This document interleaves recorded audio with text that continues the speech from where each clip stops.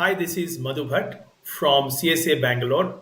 Welcome to our podcast series where we invite top leaders to share their insights on key industry topics related to cybersecurity. Today, we are joined by Sudhakar, a senior leader at ECU Worldwide. Thank you so much, Sudhakar, for taking time to speak to us. It's really a pleasure to have you here. In this episode, we'll be exploring an exciting and timely topic, the intersection of AI and cybersecurity. Let's dive in. Thank you, Madhu, for having me here. It is my pleasure to be here and to talk about the current latest trends that everyone is talking about, artificial intelligence, and the most critical topic, cybersecurity, and see how they overlap with each other, how they both are helping each other in saving the larger customer base.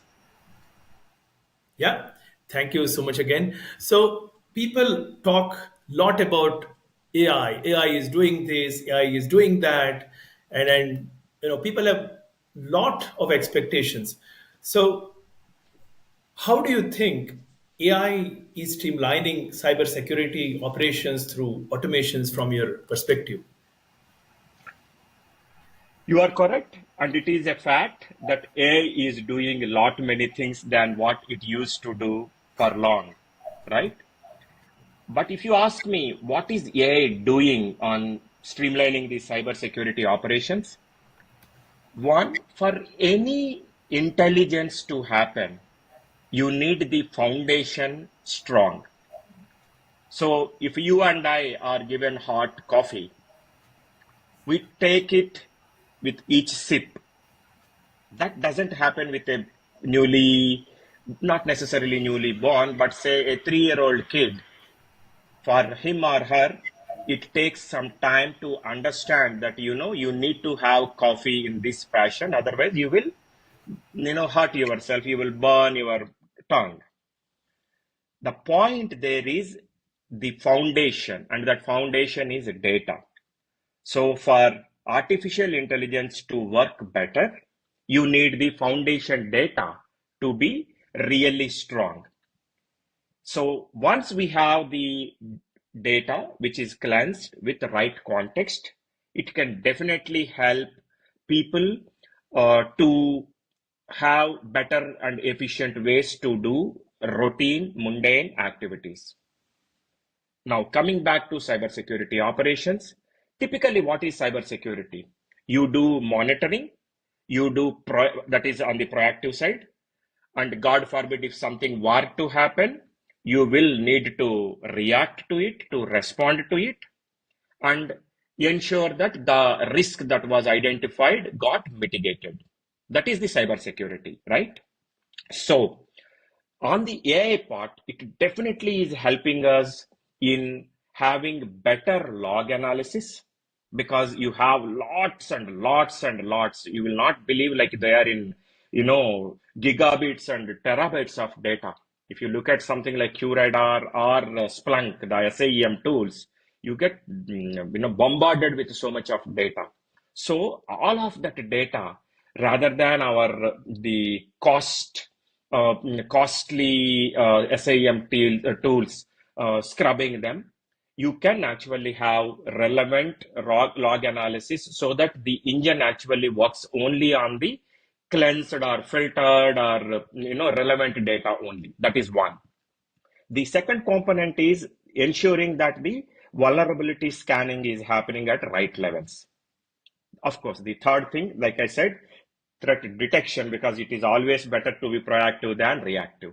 So these are at the high level, I would say, are the key aspects that AI is introducing into the cybersecurity domain per se, Madhu. Yeah, I think great perspectives. I totally agree. Now, if I were to go bit more deeper into this, right?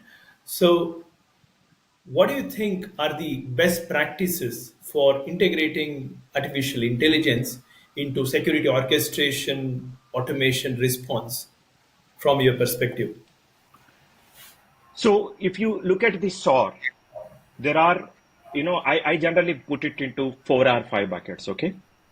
The first one is, like I was mentioning earlier, monitoring, the continuous monitoring, ensuring that you are analyzing the behavior, ensuring that you are updating your learning opportunity with the typical adaptive skills that you are having. So these are some of the things that I say on the monitoring aspect.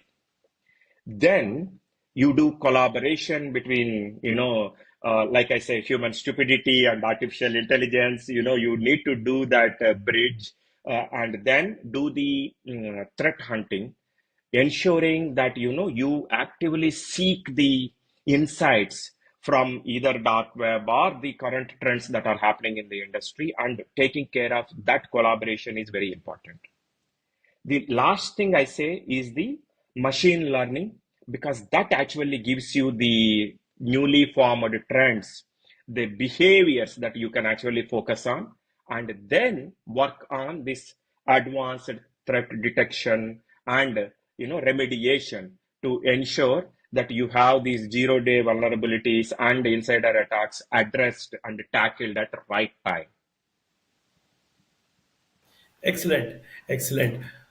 Now, switching the gear slightly, right? Mhm. Now, if you were to look at artificial intelligence, it's always scalability that comes into picture, right? Now, that's where we think of some of the related technologies such as cloud. Now, if you were to think from that perspective, how can AI improve cloud workload protection and prevent misconfigurations?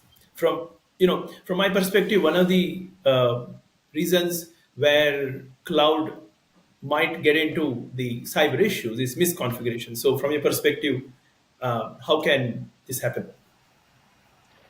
Whether it is on-prem data center or on cloud, Madhu, I would say the threats are almost similar, equivalent, not equal, not same, but almost similar. But one thing that cloud brings in as an additional attribute is about keeping the tap on, as I call that. What I mean by keeping the tap on, if you go with that misconfiguration example that you talked about, Madhu, one key aspect is, if there is a misconfiguration, forget about the risk of data getting compromised and all. Of course, that is the most important aspect. But that misconfigured asset or configuration item can cause so much of financial impact to you, that one newly deployed firewall or newly deployed CI, which is not being used, left orphaned and not much used, all of these combinations uh, cause major cost impact as well, in addition to the non-tangible data related impact that we will talk about. So one thing that we need to talk or focus is on the misconfiguration component that you talked about, hence the anomaly. So we need to do that anomaly detection.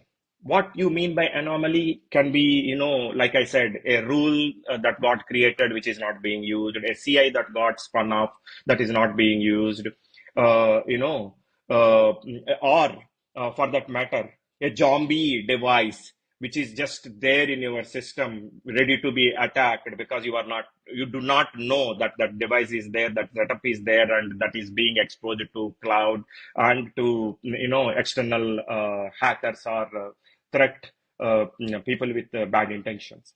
So I would say that the potential security risk identification through anomaly detection is the key aspect.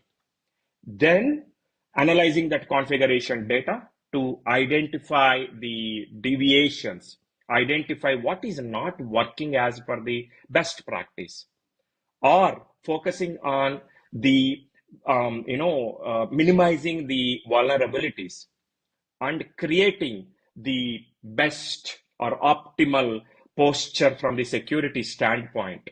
So these are some of the key component.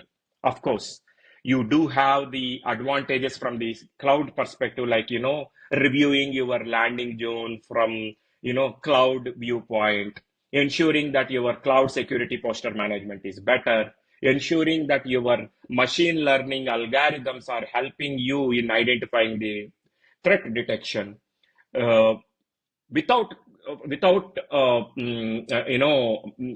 much of human intervention. But please note, at the end of the day, even today, human oversight is the most critical thing that you need to have in the whole mix, because even today you need to provide that context.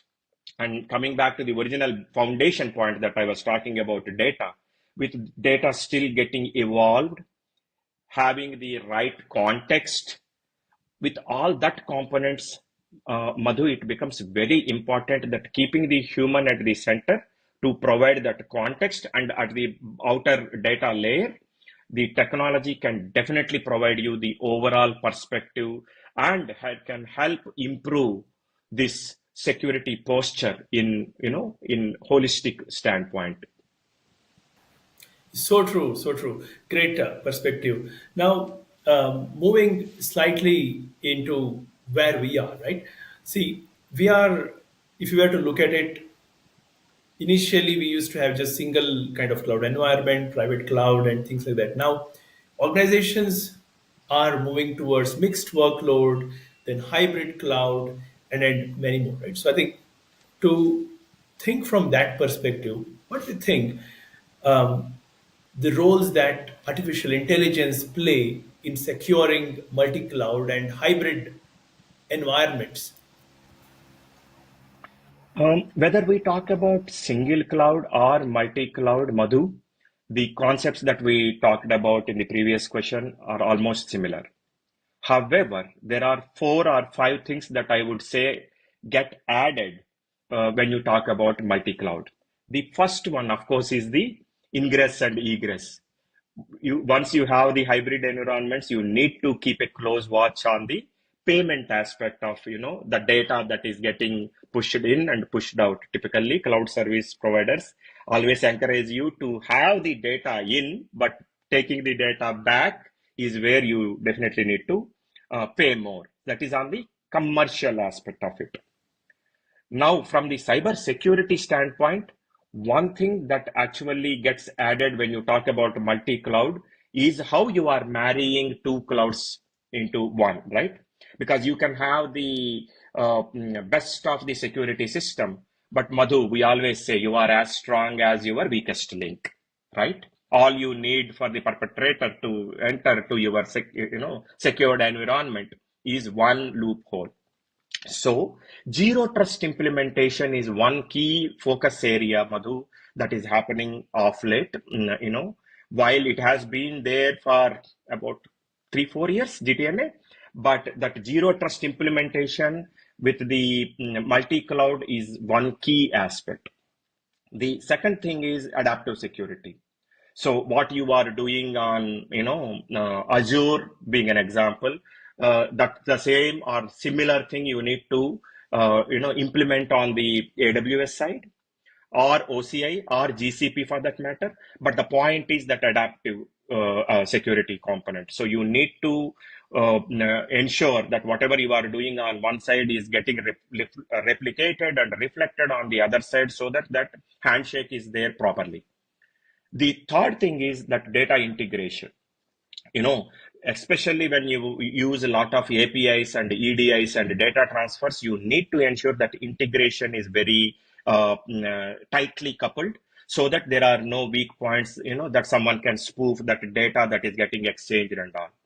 The last component is that model training, tuning, reconfiguration, always being there, ahead of the curve to ensure that the real threat detection and response is properly maintained. Because see, someone actually was mentioning this some time back in one of the cybersecurity workshops. It is not about whether I will get attacked or whether that ransomware attack is there that we can be. It is only matter of when. And the thing that we as enterprises should do is to defer it, postpone it to the point that it never happens. But अपना number तो आएगा ही आएगा.